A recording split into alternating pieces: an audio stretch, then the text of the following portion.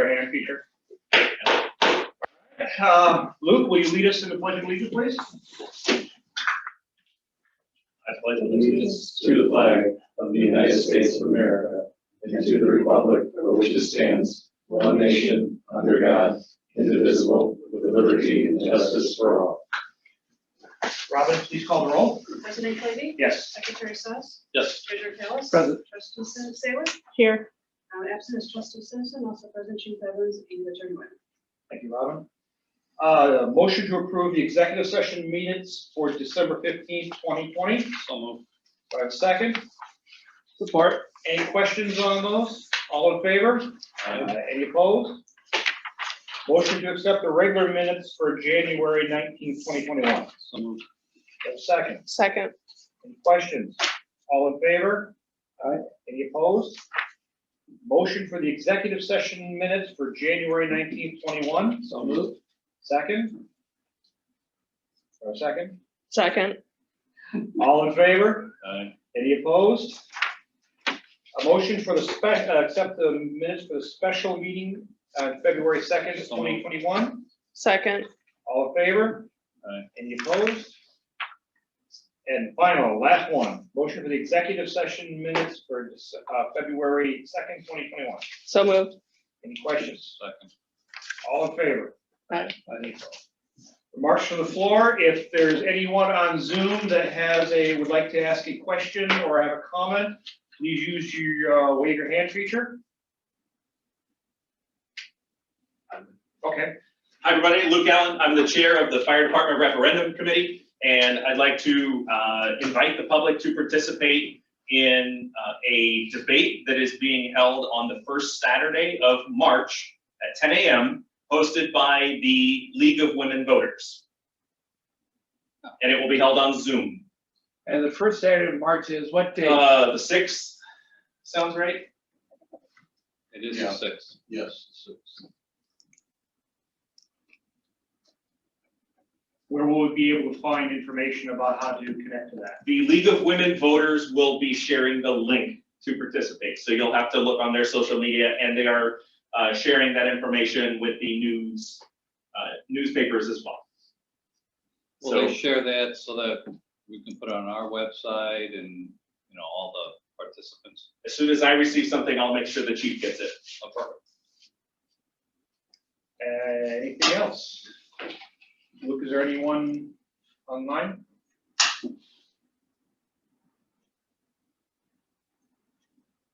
The superintendent Rich said the school district is willing to distribute the debate link also, but nobody has raised their hand. Wonderful.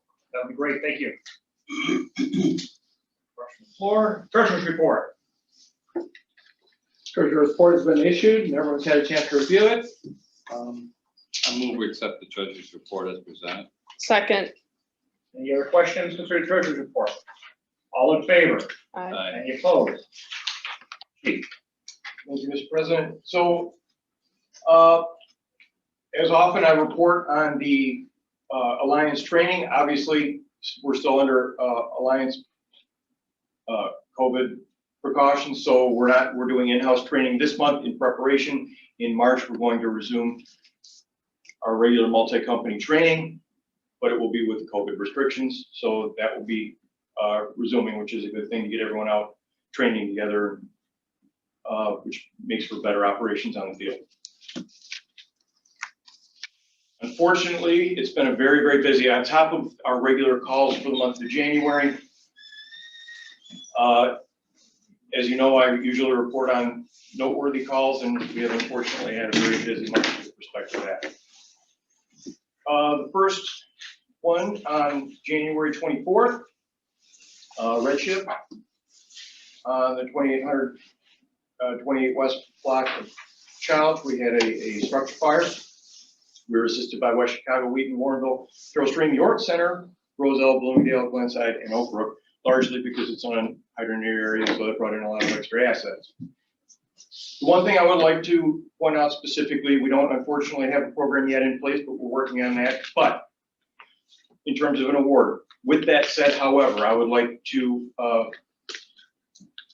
especially point out Lieutenant Tim Roman, who who, along with a member of Tower 6's crew and Battalion 6 from West Chicago, effectuated a rescue on that call. So they got a victim out, and from what I understand, they're expecting a positive outcome as a result of their rescue. So, they absolutely will. Remarkable job. That same day, the dive team, along with me, went to Lyons for a dive call. Recovered a victim. On January 30th, on the 27 West block of Geneva Road, we had a furnace fire. We were assisted by Carroll Stream, West Chicago, and Wheaton. February 11th, gold shift. We went to Lombard on a dive call, a vehicle recovery. Dive team and dive crew and me. On the 13th of February, on red shift, had a vehicle fire, a snow removal device fire that was extinguished on Red Bud Lane. Also on the 13th, the tender went to Geneva to help with the structure fire. On the 14th February, gold shift, tender went to Hill Avenue and Glen Ellen for a fire which they wound up using rural water operations because of hydro proximity, and given the weather that they had some difficulty securing water source. On the 15th, Ravenhill and Wheaton, 10 to 31 and Medic 32 were on a structure fire there. And then similarly on the 15th for vehicle versus building on Church Street. So very busy month. Crews did an outstanding job in challenging conditions these days with the weather. I have no service anniversaries report this month. As an update for Engine 31, on February 11th, it was taken from our Station 2 on the south side and driven up to the Pierce Factory Service Center in Wauwega, Wisconsin. They've got it. They're going to go through it. It's going to take a couple weeks, and then they're going to give us an initial report of their findings and their recommended repairs, in addition to the frame rail and substructure repairs that we've already authorized. And so that I'll have more to report after a couple weeks, hopefully, when they get it. There was a lengthy delay in getting that thing up there. It was the better part of a year. Again, going back to COVID before they could finally get it, but it's up there now, and hopefully work will be getting going on that quickly. I just distributed it today. I'd like to thank the Winfield Education Foundation. They provided us with a thank you video, which was distributed to our members today. It was very kind of them to take the opportunity to think of us, and it was very much appreciated. And I'll be sharing that with the board members as well. And on a related topic, they have a blood drive on February 18th. There's still slots available for anyone that's interested. Just check their website, wef.winfield34.org. So the blood drive, it's a good cause.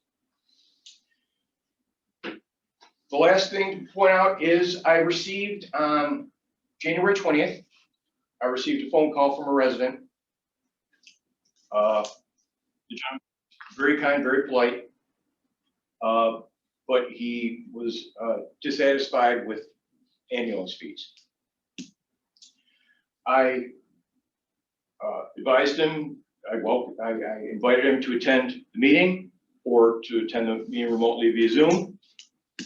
And if neither of those things happened, I promised him that I would bring it up for discussion in this forum as well. And I also got a call from a gentleman just yesterday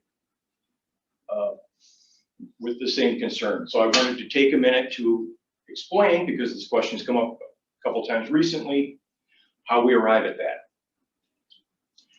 And similarly, I passed out series of spreadsheets that kind of go into a little bit more detail as to hows and the whys. Understand that a fire district primarily has two sources of revenue: property taxes and ambulance fees.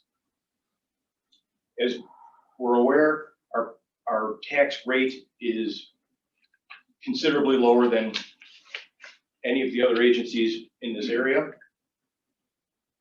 Consequently, the tax revenue that we receive is less. So the other mechanism for that is ambulance fees, which, according to the GEMT cost analysis that we did, we are still under what the estimate is for the cost of providing ambulance service in addition to the tax funds. So we're under the GEMT number as well. We are higher than some agencies, we are lower than others, but we meet the threshold, number one, and number two is one of the only principally two sources of income we get. May I interrupt you? Yes. Explain what the GMT. Stands for, thank you, and I'm sorry about that. For the audience. Government Emergency Medical Transport is the acronym. And essentially it is a relatively new program that was, and I want to give them a lot of credit, led by Chief Bucknitis from Naperville Fire Department, who led the effort to get this done. And basically what that is Medicare and Medicaid rates are capped at a certain level, which is less than virtually everyone, if not everyone, charges for ambulance fees. And as a result of that, Quite significant. yes, as a result of that, people that are enrolled in one of those two programs, that's what they would, regardless of what the bill is, that's the amount that we're allowed to charge. Under this program, the GEMT program, there are other mechanisms through the state that we can recoup a little bit more of those funds, which involves compensation through the state and then reimbursement back to the state from us at the end of a period of time. And it's a complex system that we enrolled in last year. So we are in the first year of it, so we will see how that develops and what those numbers really mean. But we did enroll in an effort to try and recoup more of those funds. So the ambulance fees, though, are part of it. If we have a $4 million budget, approximately, we received $2.6 million in property taxes. Of that $4 million budget, the rest of that is arrived at by through ambulance fees, and we have a quite substantial grant, 5-year grant from Northwestern Medicine. The purpose of that grant is to pay for fire prevention and/or EMS. So we are restricted in how we can spend that money. However, it does afford us the opportunity to offset some of those funds for other things. But if you do a little bit of quick math, $2.6 million plus roughly $1 million between ambulance billing and the grant arrives you at $3.6 million, which is still less. So that's where a lot of the things we have done historically is simply the saving has been through not spending the money in areas where we needed it, going back to the engines and some of the apparatus and other things, how we arrived there. So I wanted to take this opportunity. The gentleman asked me to make this, to bring up the point in this conversation, and he had every right to, and I wanted to address it. And that's how we arrived at those numbers. And if anyone would have anything to add, that would be. Well, I would say if the gentleman who lived in West Chicago or Warrenville, which has a higher tax rate, would he still be paying for an ambulance fee? Yeah, so everyone charges ambulance fees. And is it similar to ours? In the case of Warrenville is less than us, but close. Carroll Stream is less than us, but close. West Chicago has a variable rate, but understand, Naperville? Naperville's municipal and they charge. I don't know what the rate is. We haven't, they're in the Rate process. is, my wife was in the hospital, it's more than ours. So is their tax rate. Itasca's more than us. Mhm. Wooddale, I think, is more than us. Right. So going back to the tax rates, and I've mentioned this before, on a $300,000 house, the homeowner would pay at our current tax rate $360 a year in property taxes. That same $300,000 house in West Chicago would be $920, Mhm. or in Carroll Stream would be $760 at their 76% tax rate. So the additional $400, $500, $600, $700 that you pay in property taxes every year Doesn't decrease your ambulance fees. Yeah. By, by enough. okay, just so we're all clear. And one of the things, Chief Evans and I went through some of these numbers before the meeting, and this set spreadsheet tells an amazing story of overwork, losing ground on tax revenue, and the final aspect of, how we are actually properly spending money. We are fiscally sound, we are losing money, losing ground on tax revenue, and we're overworked. And that's what these numbers tell that story as compared to every other department in DuPage County. So, thank you, Mr. President. To your point, this is the kind of stuff I do in my free time. You need to get a life. Is this stuff to help me in strategic planning?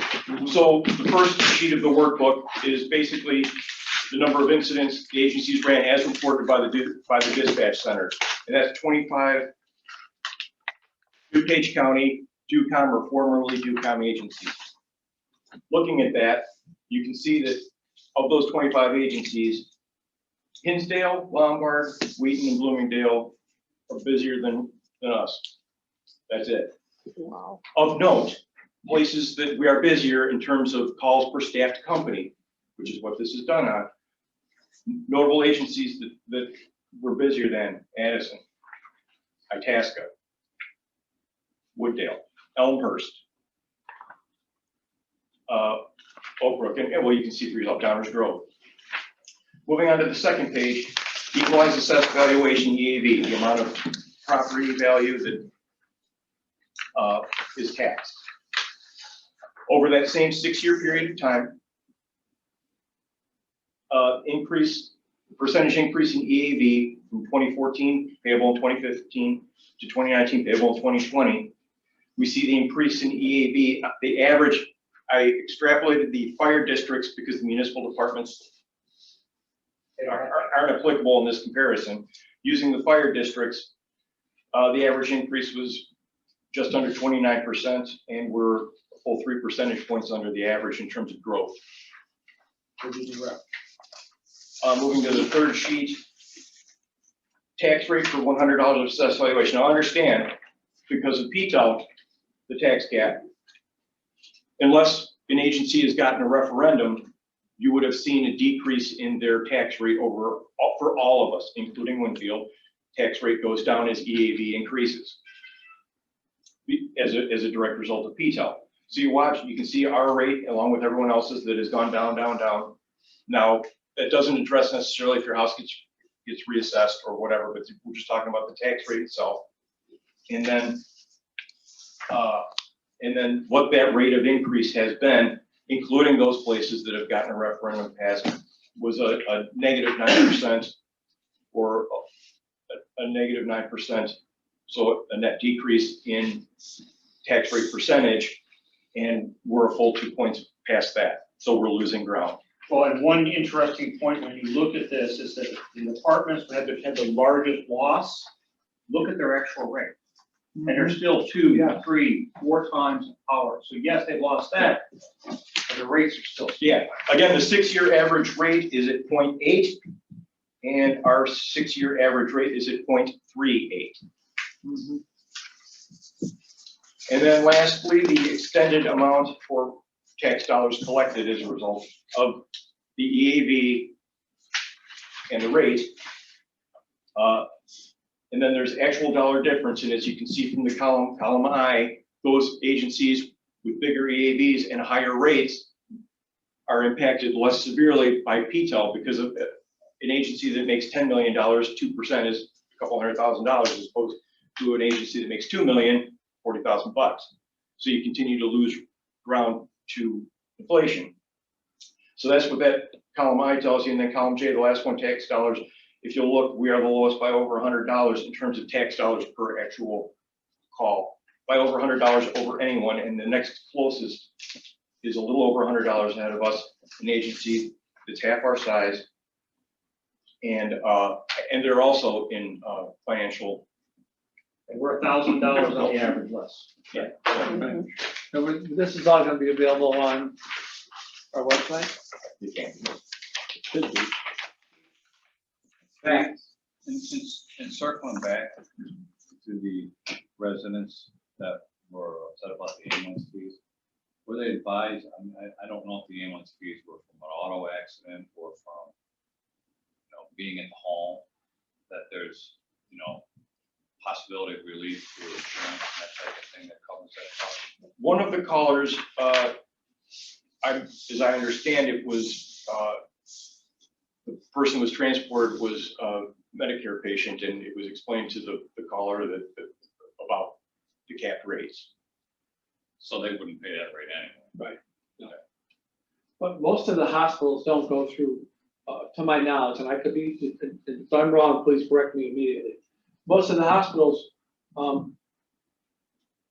don't file for insurance for your ambulance rate. It's a charge. It's not something they wait for. No, I understand through it, but insurance. I'm Insurance doesn't assuming, handle it. It's a fee. I'm assuming most of the residents don't realize they can call their homeowners insurance, they can call their vehicle Homeowner insurance insurance. doesn't cover it. It does.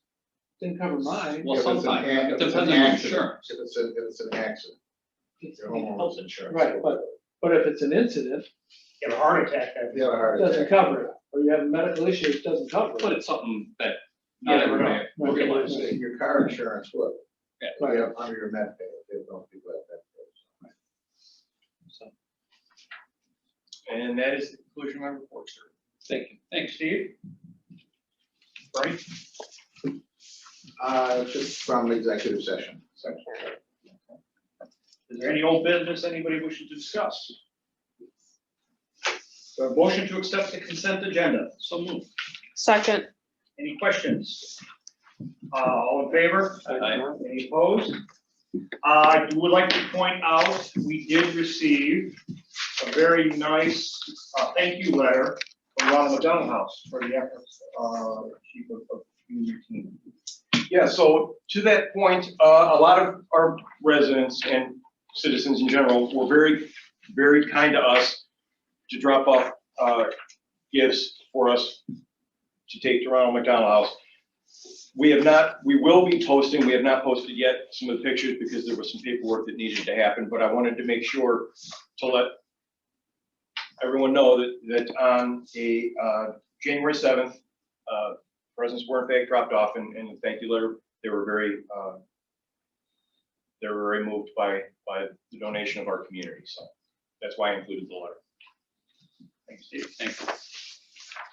New business, review and take action on the tentative budget.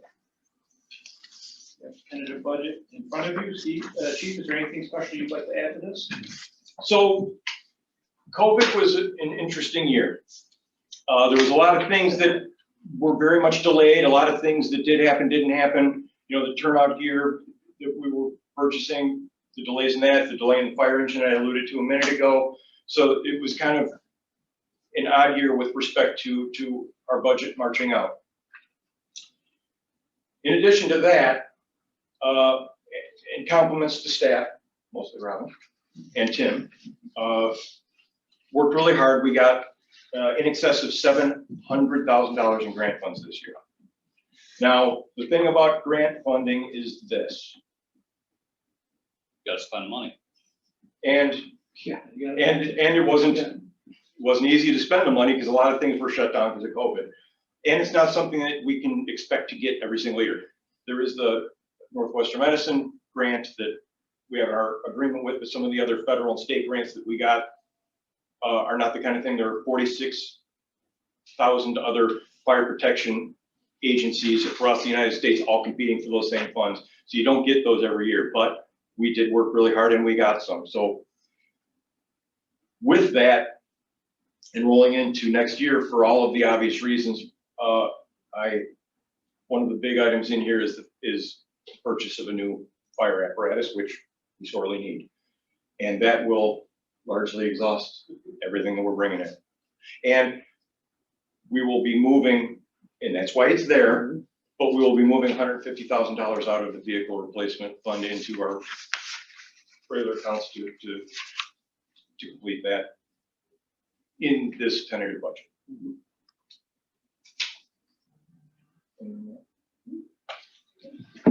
Steve? Do I have a motion to accept the tentative budget? Motion to accept the tentative budget? I've got a second. Second. Robin, can you call the roll on this one? President Flanagan. Yes. Secretary Stas. Yeah. Treasurer Ellis. Yes. Trustee Saylor. Yes. Trustee Simpson. Yes. And I'll put the tentative budget available for public review. Thank you, Robin. Discuss and take action on DC candidate scheduling request. Would like to move this to executive session for us to discuss. Review and adopt the procurement policy. Chief. So going back to the FEMA grant for the air packs that we've been working on, we are approaching the conclusion of all of the efforts we've been putting in and to exercise the grant. As part of that, there are a series of things we have to do to satisfy federal government requirements. One of those was this: we have a policy, but we needed to update it. That's what this is. So this is simply a modernized version of procurement policy, easy for me to say, which basically just follows federal guidelines on how to, when you're getting stuff. So that's what this is. Any questions for Chief on the procurement policy? Motion to accept and the procurement policy. So moved. As long as I didn't have to say it. I know. Twice, I got twice. Do I have a second? Mark said it, Mark just whooped it right out, he had no problem. It's the coffee. Robin, please call the roll. President Flanagan. Yes. Secretary Stas. Yes. Treasurer Ellis. Yes. Trustee Saylor. Yes. Trustee Simpson. Yes. Thank you, Robin. Payment of bills, motion to pay the bills. Pay the bills. All in favor? Any opposed? Brady, are we- Second. Yeah, 1 and 2. Oh, I didn't hear the others. Bernie, is there any reason to be? No, we have to take action. Take action to come out? Yeah. All right, so we need a motion to recess into executive session for personnel, salaries, and discipline, correct? Yes. Appointment of specific personnel. Personnel. Do I have a motion to recess into executive session? So moved. Do I have a second? All in favor? Aye. Any opposed? We'll do that. So we're gonna do just like we did last month, that we're gonna boot everyone out of the meeting, And then they can. and you can all re-enter the Re-enter meeting, it. and we'll let you back in once we're coming back from executive We'll session. post on social media. And we have no idea how long it's gonna take. No, they just sit Well, in the just waiting sit- room just- until. Enter back in, and we'll sit in the waiting room, and then we'll let you in once we reconvene. I can put everybody in the waiting room and they'll wait there. Oh, cool beans. There was a person who submitted an email. They couldn't get their mic to work on public comment, but they just asked if more information could be shared on social media about the kinds of calls that the district goes on, what kinds of apparatus is used, and what kinds of maintenance things have to happen to those, and bios about the firemen serving the community. Just Excellent point. that was their Yeah. statement. Perfect, thank you. Thank So you. I'll now move everybody to the waiting room. Perfect. Revenue, want me to do both? That's. All right, thank you, Luke. We're back into regular session. I move that all candidates for the position of deputy chief. We gotta call the roll. Okay, call the Oh, roll. roll Trustee again? Saylor, Here. Callis, Present. Clagy, Here. Sass, President Simpson. accounted for. Here. All right, can I make a motion now? yes. All right, good. I move that all candidates for the position of deputy chief wishing to advance in the process be required to attend a previously scheduled interview. Bernie, please call the roll. Okay, Saylor, Yes. Callis, Yes. Clagy, Yes. Sass, Yes. Simpson, Yes. You. Second, I move that all candidates be granted the opportunity to appear either in person or via Zoom, and that the fire chief make appropriate arrangements for those electing to appear via Zoom, and advise candidates that an election to offer via Zoom will not affect his or her candidacy. To appear, yes, so. Appear via Zoom will not affect his or her candidacy. Trustee I'll second. Saylor, second. Did I hear a second? Still second, still second. Okay. Trustee Saylor, Yes. Kalis, Yes. Clagy, Yes. Sass, Yes. Simpson. Yes.